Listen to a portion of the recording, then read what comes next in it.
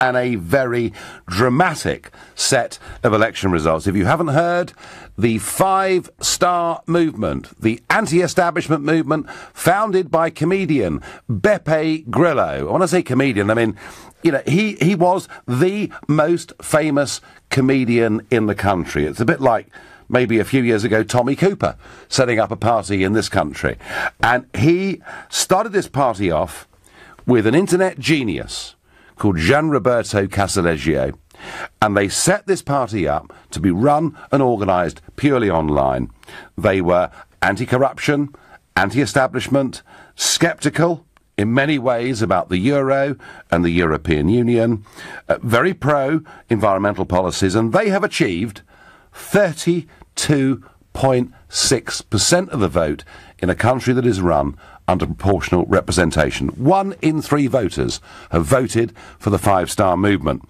What about the established parties? Well, the Democratic Party, led by Mr. Renzi, the former Prime Minister, so they are the Social Democrat stroke Socialist soft centre-left party, who a couple of elections ago got 40%, and they've sunk to 18.7%.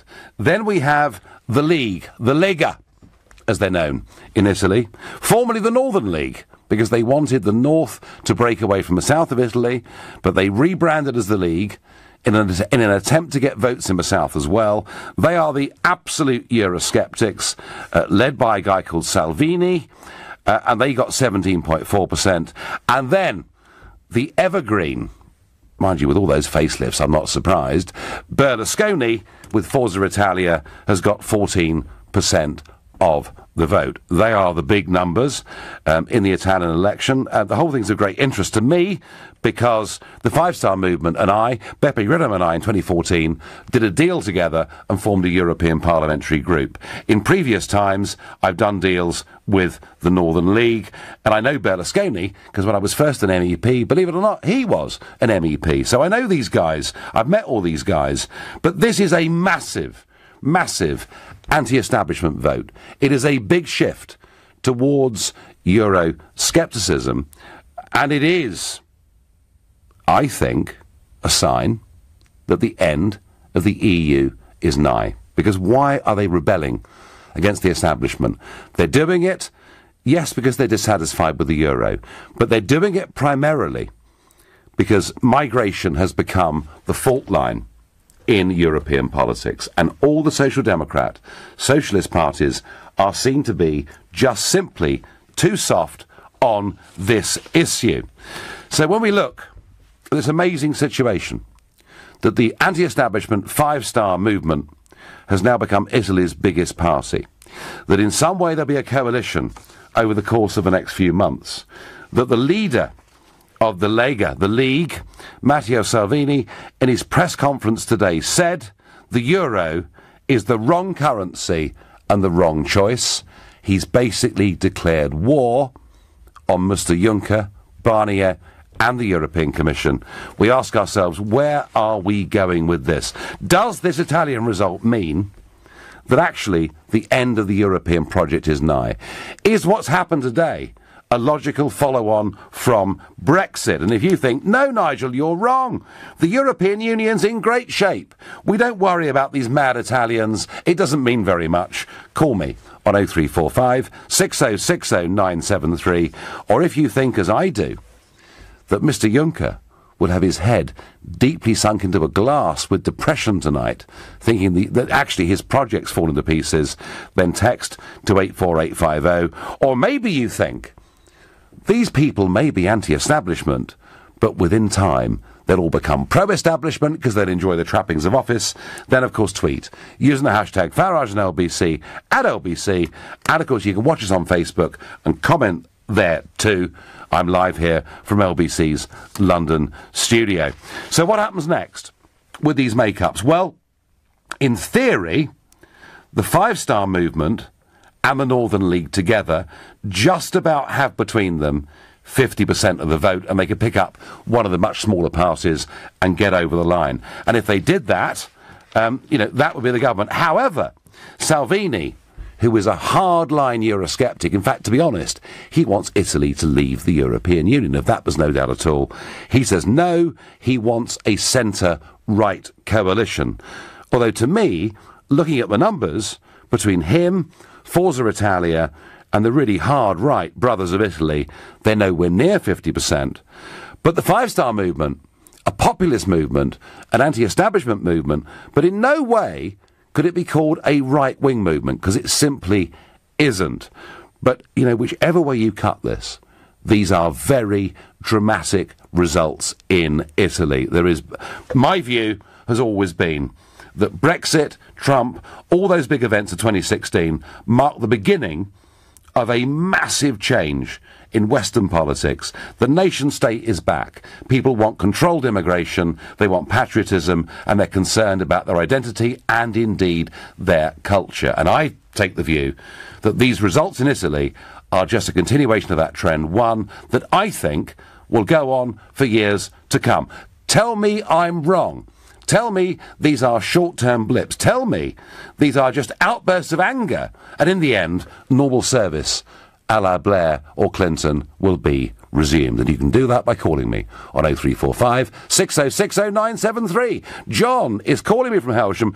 John, do you think these results in Italy have significance? Yeah, good evening, Nigel. I would like to say the results we've seen today in Italy definitely show this country, we've done the right thing going for Brexit.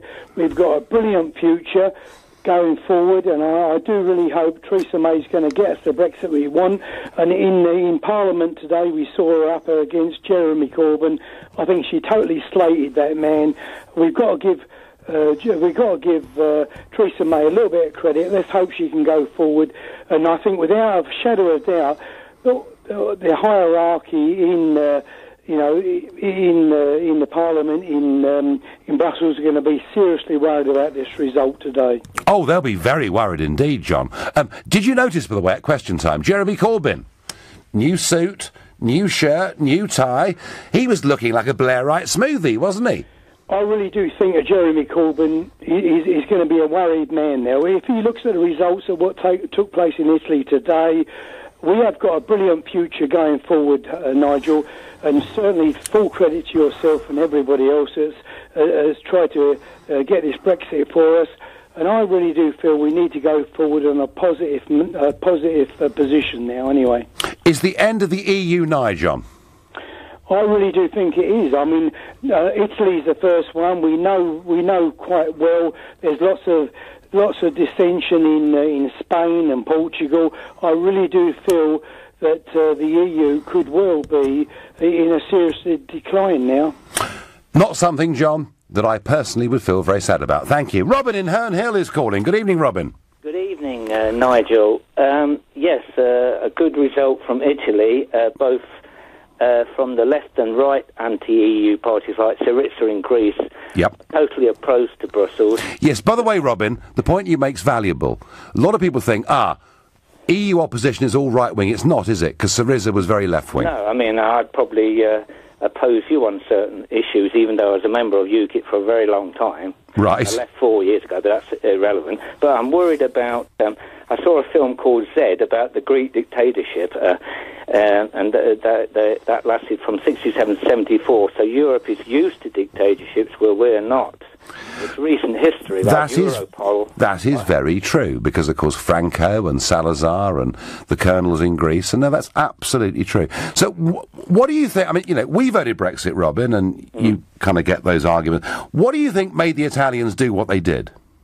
Well, youth unemployment, the fact that they want the lira back, they can see that they're going to be shredded like the Greeks. When you remember that Cyprus, a British territory, the people there were charged for their own bank account, access it's their own money. They were bail-ins, weren't they? Yes, I mean, I'm glad that the EU is having trouble, but I'm not glad if it breaks up in violence, which I think it will, like the Soviet Union or the Nazis. Well, I hope, Robin, that this breaks up democratically. Thank you for your call. And Robin makes the point there about the youth. So, amongst the 18 to 30-year-olds, 44% of them voted for the Five Star Movement. And isn't it funny that right across Europe, we see the under-30s voting for anti-establishment parties of the left, the right and the centre. And yet in this country, it is the youth that are voting for the establishment parties and voting for the EU. We're in a different place. Let's try Dennis in Bournemouth. Dennis, good evening. Good evening, Nigel. So what does this result mean to you, Dennis? Well, what I think it means is that this is really a warning shot across the bows for the EU. And I think the net result of this is they're going to harden their attitude towards the UK. They're going to make doing a deal very, very difficult. And I think we need to recognise that now.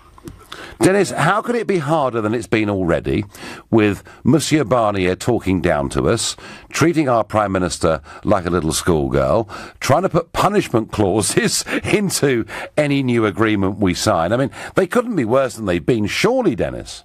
Yeah, well, we all realise that, Nigel, but the government and Theresa May don't seem to realise that. You know, we've got this meaningful vote coming along. I think we've got to get in before that, because this meaningful vote could be a disaster. OK, so Dennis, your point is that the EU is facing an existential crisis, even more today than it was yesterday, which will make our renegotiation even tougher.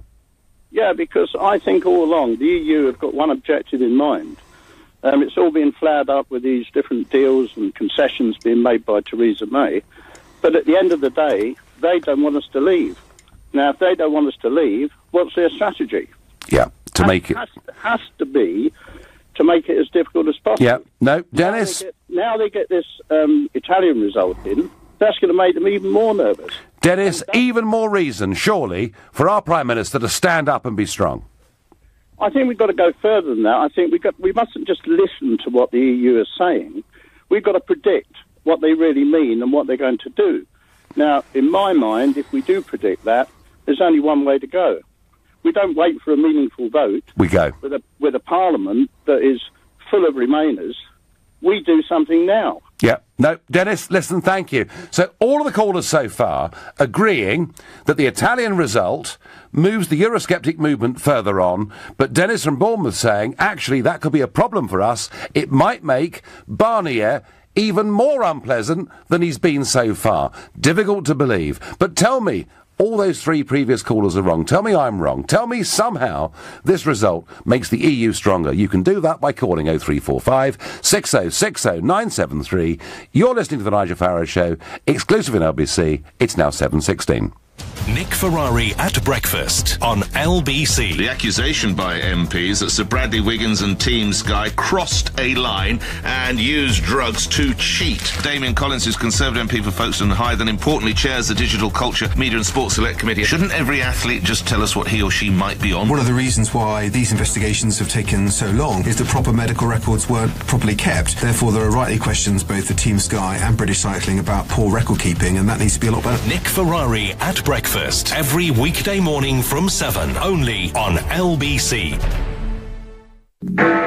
Calling all first-time buyers. Come to Galliard Homes for double stamp duty savings on our brand new apartments from under £150,000. Many available with Help to Buy. Stamp duty was abolished last year for first-time buyers on homes up to £300,000, and we will double your stamp duty saving up to that amount. For example, your saving now on a purchase of £300,000 is £5,000, and we will double that to £10,000. Our market-leading homes are strategically located in and around London, close to stations and the Tube, to ensure you connect to the capital. To buy a new apartment with double stamp duty savings from under £150,000, call 0203 770 6300 or visit galliardhomes.com. That's galliardhomes.com.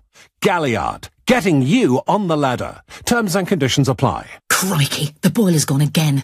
Cold showers. Oh, I'll have to get someone round and tidy up and get better biscuits. I've only got malted milk. I can't have no shower. I've got Zumba on Wednesday. Relax. Relax. It's Trust a Trader. Bloomin' lovely tradespeople who do the job right. You pop in your postcode and find great tradespeople right on your doorstep. Oh, he's here. Get the party rings out. Visit trustatrader.com. Trustatrader.com. Vision Consulting Chartered Accountants have seen astonishing growth over the years. So now, their ever-expanding client base means they're looking for remarkable people to join the Vision Consulting team in all areas of the business. In particular, they have immediate start vacancies for senior tax directors and payroll clerks. But they'd love to hear from anyone with a proven track record in accountancy. For a bright new future, visit visionconsulting.co.uk and apply today. Feel like an adventure? Then come on a journey through an exotic Arabian market to a sultan's palace and a breathtaking cave of wonders before you discover a whole new world soaring through the stars on a flying carpet. Come on in, let the magic begin with a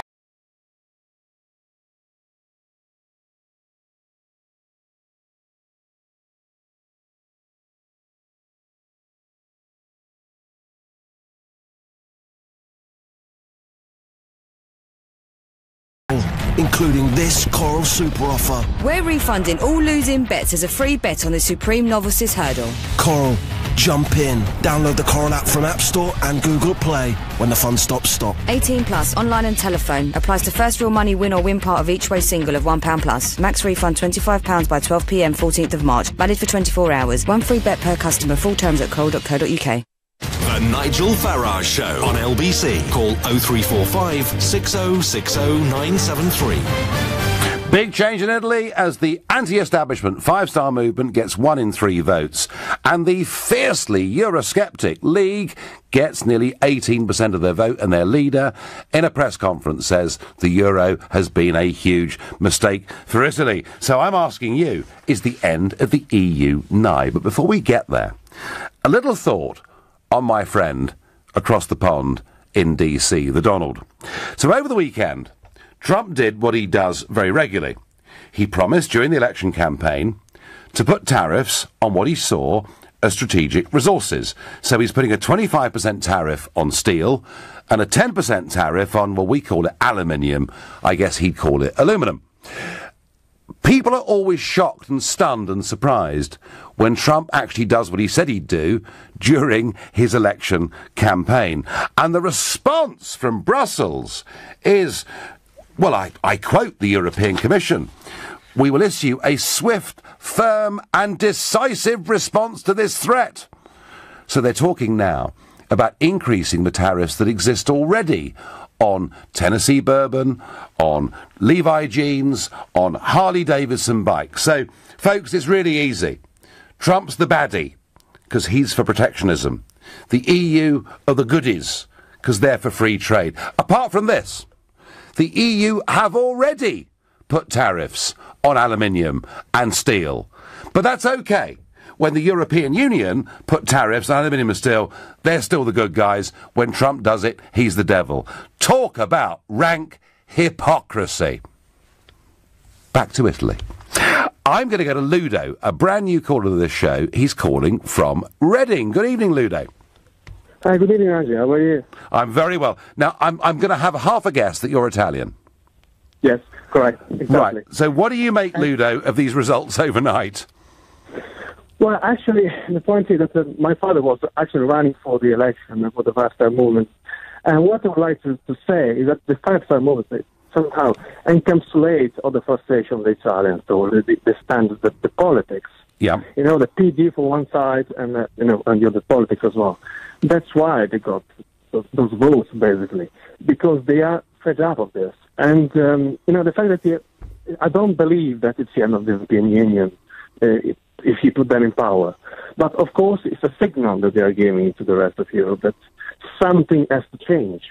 You know? Well, Ludo, I've been very clear tonight that the League are the really strong anti-EU party, that the five-star movement, when Beppe Grillo was very much in charge, who, is a friend of mine, I know him very well, we had a very good congratulatory phone call today. Beppe was pretty Eurosceptic. I think it's true to say that the new leader, Luigi Di Maio, is less Eurosceptic. And within the League, and absolutely, there are people who are, there are people with my view on the European Union, others who have a different view. So you're right. Actually, if we sort of define the centre of the five-star movement. They want change in the European Union. Would that, to you, Ludo, be a fair, way of describing them? Well, I think that if you look at, for instance, the PD, the majority of the votes, they lost a lot of votes because those that went to the five-star movements, but it was a signal against the current PD, the current left-wing party.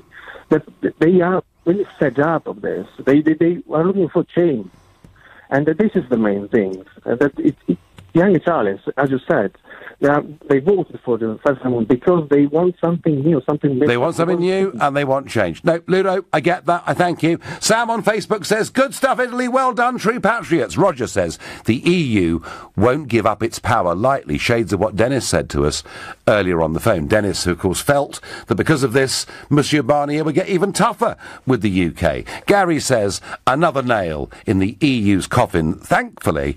And Shazwellin says, I can see that Britain will be successful post-Brexit. The Italian youth will follow and create a better Italy. The end is nigh for the European Union. Well, that's what I think, I have to tell you. The UK is having difficulty, I get on text, leaving the EU. Can you imagine what difficulty Italy will have, says Peter. Well, the thing is, Peter, if everyone wants to leave the EU, the thing will then actually be bust. Hi, Nigel, says Anita from Kent. I'm so excited about the results in Italy. I really hope this will be the beginning of the end of the EU. If this happens, I will have a party. The best thing I've heard since Brexit. And Anita, no invitation to me. I am very, very upset about that. Mike is calling from Clacton-on-Sea. Good evening, Mike. Good evening, Nigel. Nice to speak to you again. Good to speak to you, and you've been on this show before. What do you make? What do you make of the Italians? I'm elated. One little... I agree with everything everybody said, but I think we were the ones that started the demise of the EU. With your good self up front. So was Brexit, Mike, to you, was that the first domino going down? Yes, I think so. I think that's put the other people in Europe wise to the fact that the EU is going to be bust. And I think, unfortunately, Italy will go the same way as Greece if they stay in. I think the Germans are going to step in and get all the utilities under their belt again if they bail them out, which they think they will need to. Well, they've certainly, Mike. I mean, what's very interesting is that the Eurozone, and let's be objective about this, the Eurozone has had a very, very good last year in terms of growth. But the one big country not sharing in that, of course, has been Italy, where now, net, for 20 years, there has been no growth at all. That's right. The EU will go bust. It's only a matter of time. You've got Poland, you've got Hungary, are all on the edge. France, they're nearly skint anyway. Well, the French have managed to live being skint for years and done very well at it. So, the German, I don't think the German people will put up with this, because they're the only ones that can. They've got the money and the know the wherewithal to do it. So, Mike, is it, to quote Fraser in Dad's Army, is it all doomed? I think so. Yeah, I don't mind saying that. I think they are doomed. I think there's life expectancy. I'm a positive person with Brexit. I voted for it, and I think we're going to get it. But I'm not sure how much we're going to get. That's because of our leaders, Mike. That's because of weak leadership and a pretty hopeless Prime Minister.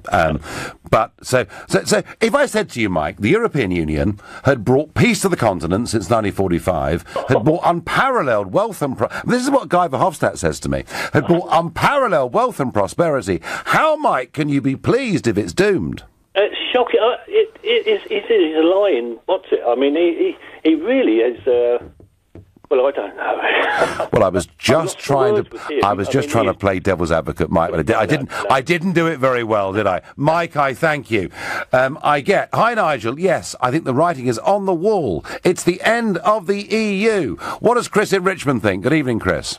Good evening, Nigel. I think it's the usual nonsense I'm hearing from you, Gordon. You said the same about before the French election and you said the same about the Dutch election. But the reality is France and the Netherlands have elected people in office who are pro-European still. And as regards the Italian economy, Nigel, well, France did, Chris. The problems with Southern Europe are generally speaking internally driven. They are caused by internal bureaucracy, labour laws which are very restrictive. We don't have those labour laws in the UK, for example. And France has always been a very protectionist country when it comes to labour rights. And the same in Italy. So actually, Chris, would you accept? Chris, would you accept that the euro has been the wrong currency for Italy? No, for Greece, yes, absolutely, because the Greeks lied their way and they should never have been allowed to get the euro. But the other point I want to make, Nigel, here is there was a lot of discussion about, for example, refugees and the refugee crisis. The Italians have taken a very heavy burden. They have. You've got children's hospitals. You've had Conservative MPs like Hardy Allen have been over regularly to Italy, and they've seen the children's homes full. But people like you were putting out posters during the referendum talking about a breaking point. Now, if this country perhaps had taken its fair share of refugees and honoured its commitment to at least 2,000 child refugees, which it hasn't bothered to do, then perhaps the Italians wouldn't be in this situation. Well, perhaps... The UK has part of the responsibility... Chris, perhaps the Italians would not be in this situation had Mr Juncker not crazily set out a policy in 2015 whereby anybody that effectively got across the Mediterranean and set foot on Greek or Italian soil would be allowed to stay. Isn't that really the message we're getting from Italian voters? No, Nigel, you and all of the other people... Don't blame me, Chris. I wasn't in charge. No, I'm sorry. I'm going to finish. What was your solution to the refugee crisis? Very simple. Very simple. Do what the Australians did and say nobody that lands on the shores of Europe coming here illegally will ever register for refugee status. And you know something? The Aussies did this back in 2008 to 10, and the boats stopped coming. And if we'd done that, we would have saved thousands of people from drowning. That is absolutely not the case, Nigel. So they removed the rescue ships, and more people drowned as a result. And I have to say that you still haven't come back to my point. This country could have taken 2,000 child refugees, said it would do so, and then didn't do. The trouble is, Chris, when we took child refugees, half of them were 35 years old and looked like prop forwards in a rugby scrum. I mean, frankly... That's your story in the Daily Mail story, but it's factually incorrect, Nigel. Well, I'm sorry. I'm sorry, Chris, but sadly, the child route has been abused. You're listening to the Nigel Farage Show, exclusive in LBC. It's 7:30 in time for the news with Philip Chrysikos. An alleged former Russian spy is understood to be one of two people critically ill in Salisbury. The man and woman were exposed to an unknown substance. Wiltshire police say they're dealing with a major incident, but it's not terror-related. Thousands of homes are still without water across Wales, the south-west and south-east of England and London because of burst pipes. It follows a thaw from the snow and ice. The government says it's going to make it easier for shops to be turned into homes as part of plans to deal with a housing problem in England. Closed-down retail units could be converted into residential properties. LBC weather. Rain and hail snow continuing over Scotland this evening and overnight, with showers across the rest of the UK, a low of 3 degrees. Tomorrow, showers across the north, sunny spells over the south, a high of 11 degrees. LBC travel on the M4 eastbound. The exit slip road is partially blocked at junction 2 for Brentford because a car has broken down. In Palmer's Green, very slow moving on the A10 southbound. That's on the approach to Deansway because of an accident. One lane is blocked there. Marylebone Road is down to one lane in both directions near to Regent's Park Station because of a couple of burst water mains, so it's causing eastbound queues from Paddington. And Chicheley Road in Cricklewood, it's closed in both directions near to Anson Road, and that's because of a burst water main there. LBC Travel, I'm Anne-Marie Walsh. This is LBC. Sometimes a good investment can bring great rewards, but not every opportunity is golden. Each year, thousands of people in the UK fall victim to highly sophisticated investment scams. If you're ever given a chance to invest, always start by checking the Financial Conduct Authority's Scam Smart website. The FCA can alert you to any warning signs and give advice to keep you protected. Be a Scam Smart investor. Visit lbc.co.uk to learn more and to win an exclusive technology bundle. Feel like an adventure? Then come on a journey through an exotic Arabian market to a sultan's palace and a breathtaking cave of wonders before you discover a whole new world soaring through the stars on a flying carpet. Come on in, let the magic begin with Aladdin, Disney's spectacular West End musical. Book your tickets at aladdinthemusical.co.uk. Calling all first-time buyers. Come to Galliard Homes for double stamp duty savings on our brand new apartments from under £150,000. Many available with Help to Buy. Stamp duty was abolished last year for first-time buyers on homes up to £300,000, and we will double your stamp duty saving up to that amount. For example, your saving now on a purchase of £300,000 is £5,000, and we will double that to £10,000. Our market-leading homes are strategically located in and around London, close to stations and the Tube, to ensure you connect to the capital. To buy a new apartment with double stamp duty savings from under £150,000, call 0203 770 6300 or visit galliardhomes.com. That's galliardhomes.com. Galliard, getting you on the ladder. Terms and conditions apply.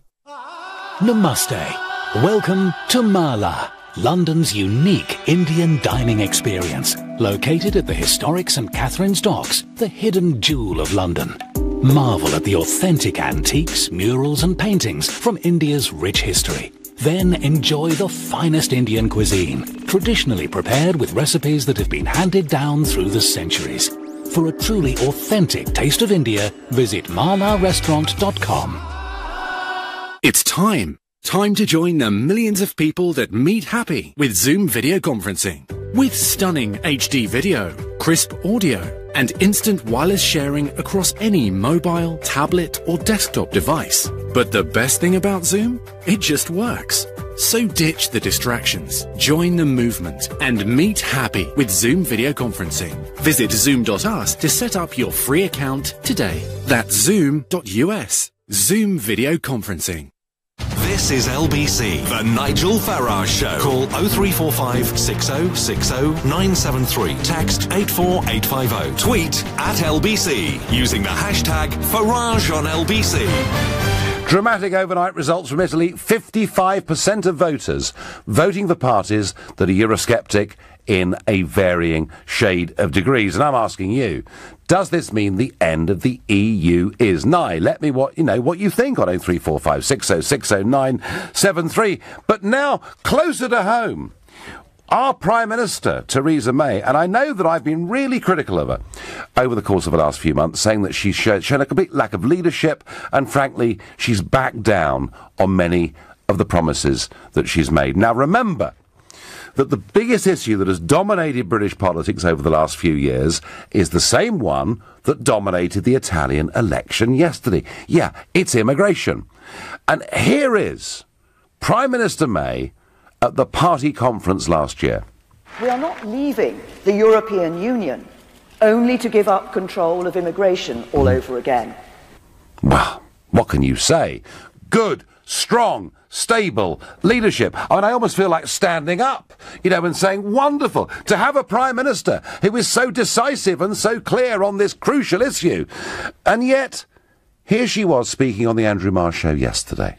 We will, when we come out of the European Union, be able to set our own immigration rules. That was one of the reasons many people voted to come out of the European Union. But what we're not going to be doing is saying that nobody from the EU is ever going to be able to come to the UK in future. So easy movement, and we won't. No, well, that's a phrase that's been used by the Labour Party. I think to try and fudge, try and fudge their approach between free movement and other sorts of immigration. We're going to want to ensure that people from the UK can still go and abroad to the other 27 members of the EU and vice versa. Businesses will want. Well, that's what we will be negotiating. We'll be setting out our immigration rules. And that's our leader, folks. That is the Prime Minister of our great country, who a few months ago couldn't have been clearer, stronger and more stable, and now she's all over the shop. She's saying we have to do a deal to make sure UK citizens can visit the European Union. She's making it perfectly clear that one of the things we'll be negotiating with the European Union is that actually we'll forge this policy together rather than taking back control of our borders. And she wonders why she's in trouble as Prime Minister. There is no direction, there is no leadership, there is no clarity, and frankly, she has not given that pathetic performance yesterday honouring the Brexit vote. Right. I've got that off my chest. Let's get back to Italy and whether the end of the EU is nigh. And we're going to speak to Stefan, who's calling from Poland. Good evening, Stefan. Good evening, Nigel. It's my first time on this show, and I just wanted to ask, well, you're very welcome, Stefan. Whereabouts in Poland are you? Thank you very much. I'm in Wrocław, in Breslavia.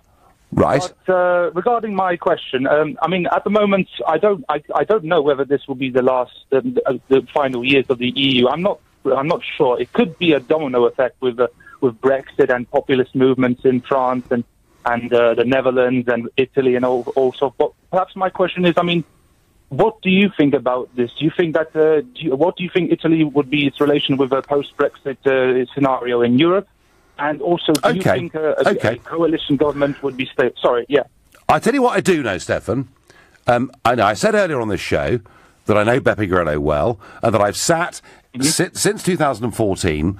The 5-star MEPs and the UKIP MEPs have sat together, and we are 80% by membership of our group in the European Parliament. And we've got other Eurosceptic groups from other countries, but we are the two big groups. So I've worked very closely with the 5-star movement. Many of them have become good friends of mine. What I'm very conscious of is, whilst they do have varying shades of Euroscepticism, they are fiercely anti-establishment. They believe that Italy has become incredibly corrupt.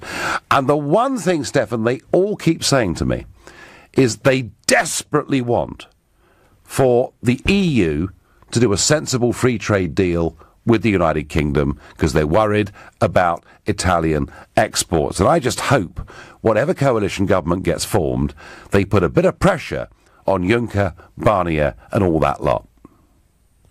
Well, I certainly hope so, because I think definitely the EU has to reform in some way, or otherwise it will eventually collapse. And just one final question. Yeah. How stable do you think this Italian coalition will eventually come? Will it be a... Well, it's very tough to see, Stefan. If you look at the numbers, as I said earlier, the 5-star movement and the League between them might need a little bit of help from one of the minor parties, but they could make 50% and form a government. But Salvini, who leads the League, has said he wants it to be a centre-right coalition, and he would regard 5-star as being perhaps centre or maybe even a touch centre-left. So it's very tough to see right at the moment, Stefan, where this will go.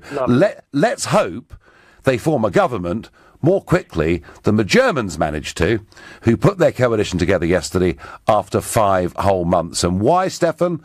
Because the anti-EU AfD upset the arithmetic. So whatever coalition gets formed, whatever way you view this, yesterday's results in Italy are, I think, a further step down the road to either a fundamental reform of the European Union, but not that I believe that's possible, or actually to it ending, and something I hope better coming along. And do you listen, Stefan, to the show regularly? Yes, sometimes. I listen to you and other callers on LBC, but this is my first time calling in, and so far it's great. I'm currently writing a MA paper on populism throughout Europe, and I've got the Cinque Stelle movement and UKIP and FN and all that. So this really provides a very good insight into my paper, and I'd like to thank you very much for your... Well, I want to thank you. No, thank you very much indeed. Thank you, Stefan, from somewhere there out near Bratislava. I'm not quite sure where, but that was great, wasn't it? Nigel, the Italian right may be Eurosceptic, but unlike you and your silly cohorts, they're smart enough to know it's better to remain part of the European Union, says Christopher. Well, I'll tell you what...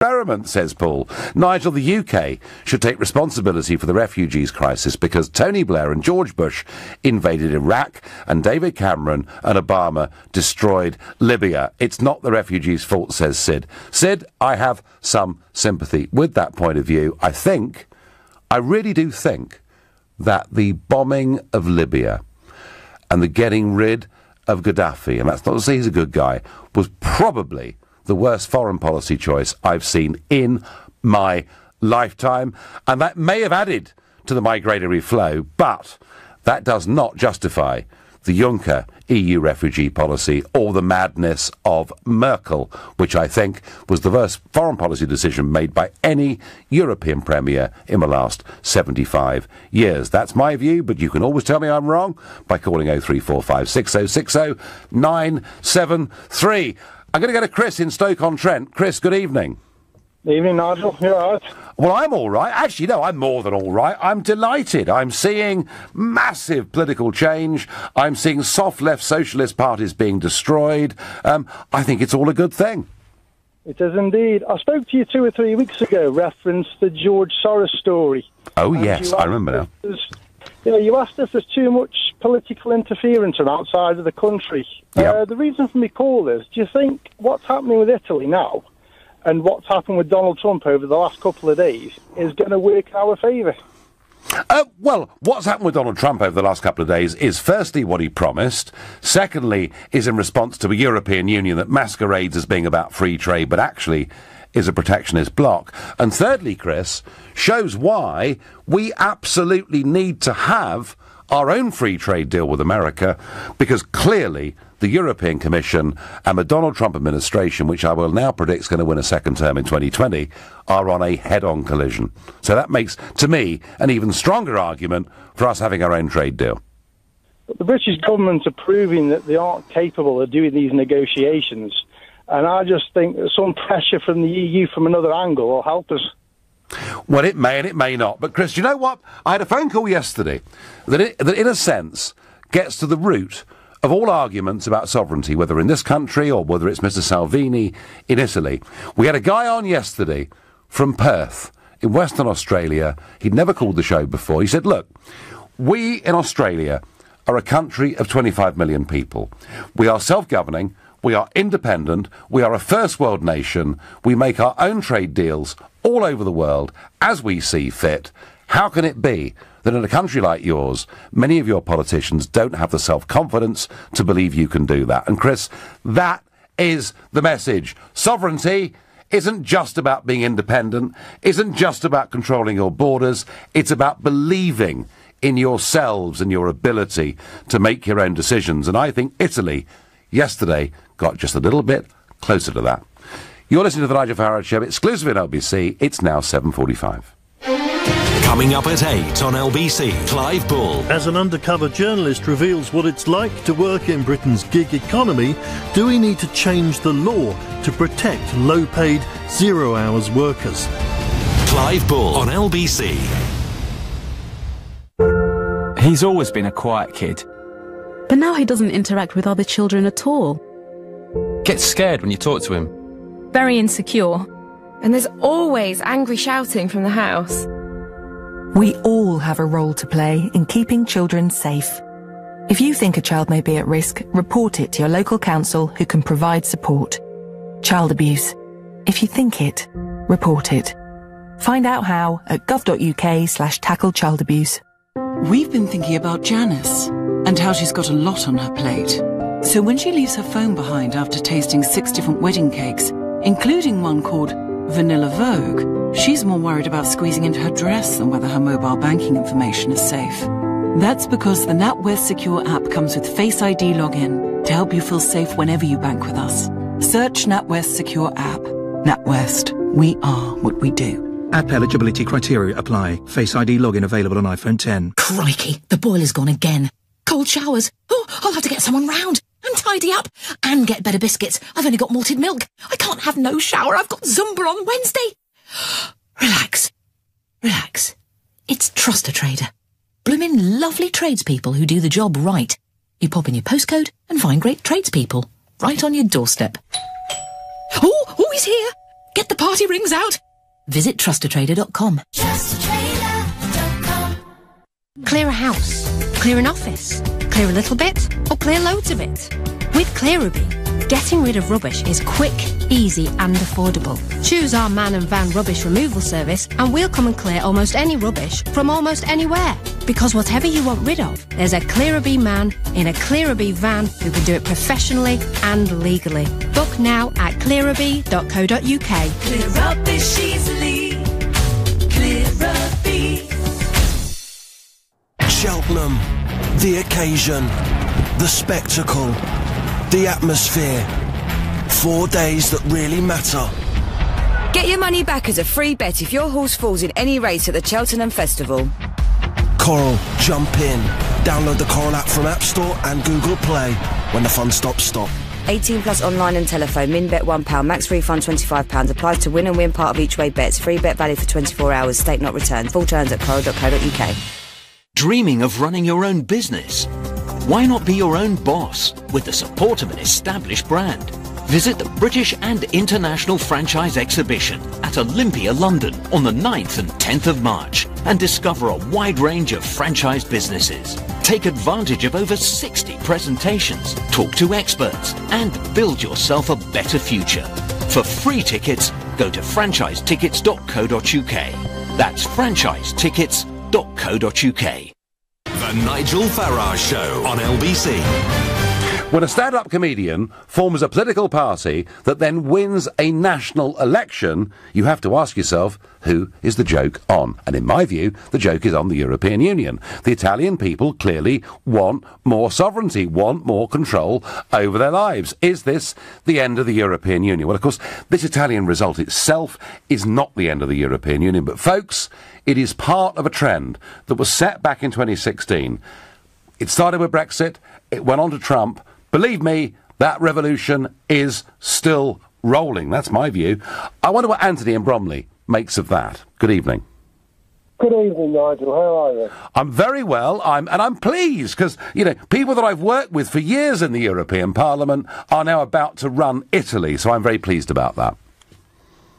Nigel, you're totally wrong because everything that you say about the EU, you're just talking about dividing everybody instead of everybody being united. It's totally wrong. Is it? Yeah, you're just into, like, encouraging hate speech, encouraging... Anthony, I'm not stopping you, but you're sounding a bit muffled. Can you speak a bit more clearly into the mouthpiece, please? Yeah, sure. I just think that... That's better, we've got you. Right, now you can really have a go at me now. Come on, I'm here, you're on LBC, have a go. Yeah, it's totally wrong. What you're doing is you're trying to divide everybody in Europe instead of us all getting together. You see differences in people just because of the country they come from. It's just not right. Well, Anthony, I believe that the nation-state is the natural, normal building block that people want to be a part of, who are happy to pay their taxes to, who in extremis they'll defend. That doesn't mean, Anthony, I don't want a Europe in which we cooperate together, we trade together, we are best mates together. Rather like we're all living in the same street, Anthony. What I don't want is us to give all that authority, all that power, all of that democracy away to people like Mr. Juncker. Yeah, but the more we divide, and the more people get into their own nationalism, etc., you know what's going to happen? It's going to be World War III. Anthony, please. Look, I tell you what.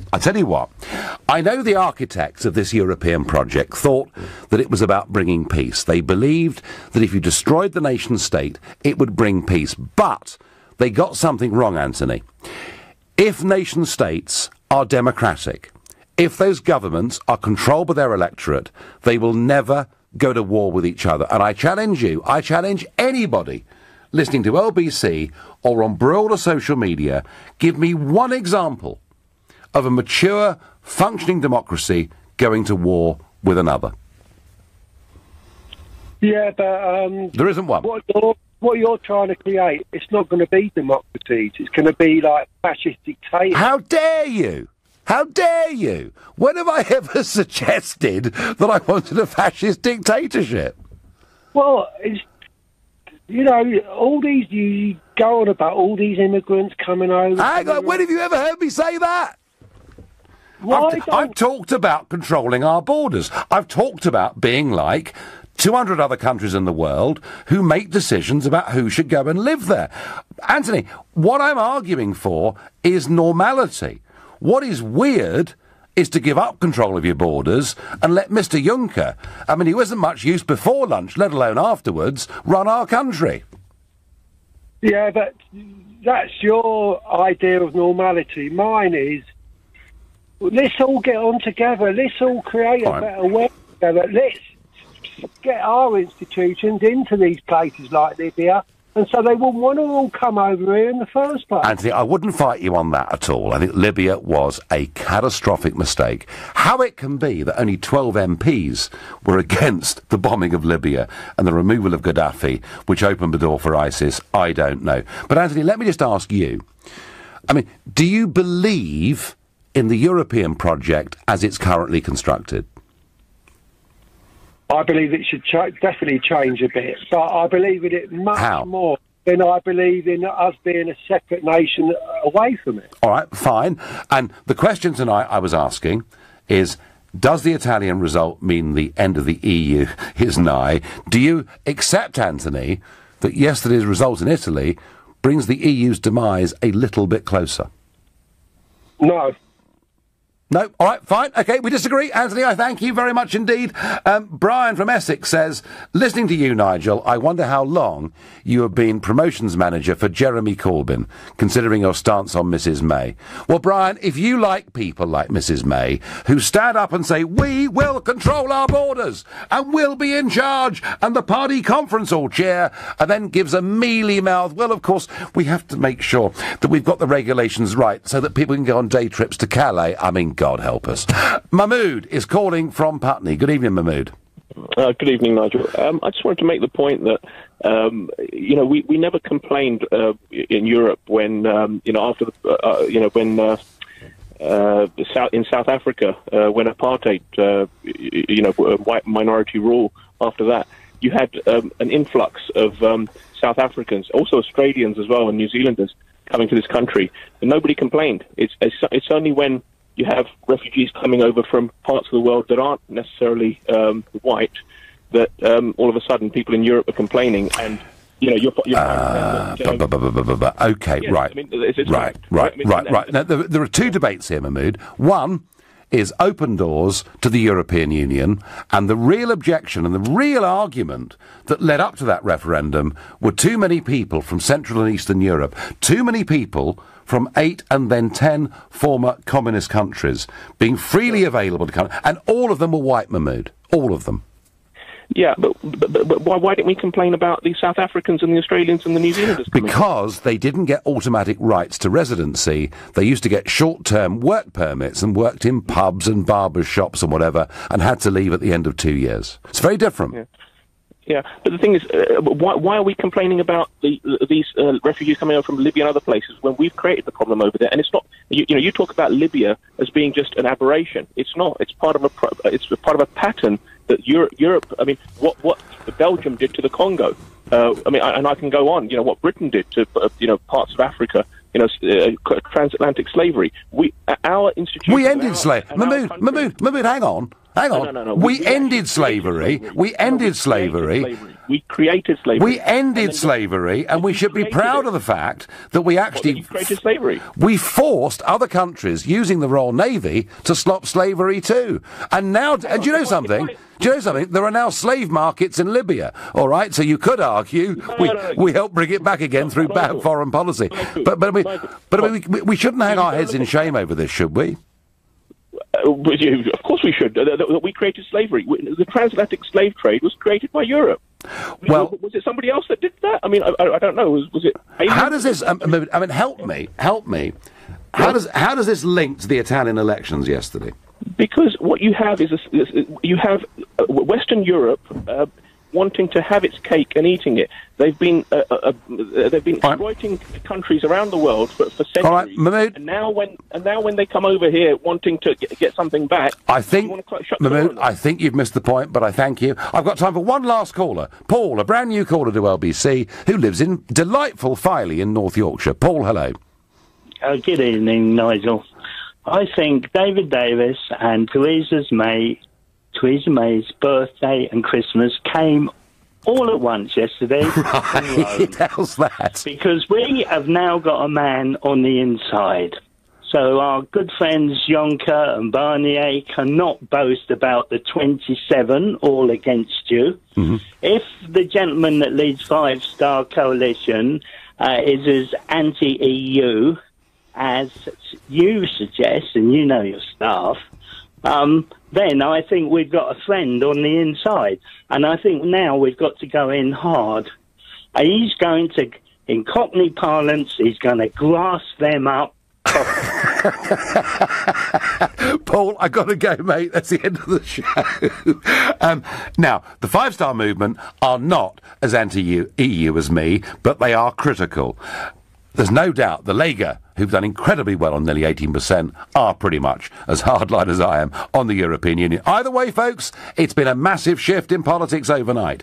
You've been listening to the Nigel Farage Show here on LBC. I'm back tomorrow night at 7 o'clock. Coming up at 10 tonight, it's Ian Collins. But up next, it's Clive Bull. Nigel, thank you. Coming up at 9.